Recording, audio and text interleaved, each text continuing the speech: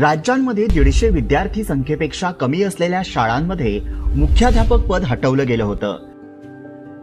परंतु महायुती सरकारनं आता 100 पटसंख्या असलेल्या शाळांमध्ये मुख्याध्यापक नियुक्त करण्याचा निर्णय घेतला आहे. यामुळे 100 पटसंख्या असलेल्या प्रत्येक शाळांमध्ये मुख्याध्यापक नियुक्त केला जाईल. यामुळे शाळेचा कारभार व्यवस्थित चालेल. शिक्षकांना आपल्या रोजच्या कामावर व्यवस्थित लक्ष देता येईल. मुख्याध्यापक सर्व प्रशासन कामकाज पाहतील. शाळांतील सुरक्षेच्या संदर्भात मुख्याध्यापकांना जबाबदार धरले जाईल. यामुळे शाळेची आणि शिक्षणाची गुणवत्ता वाढेल.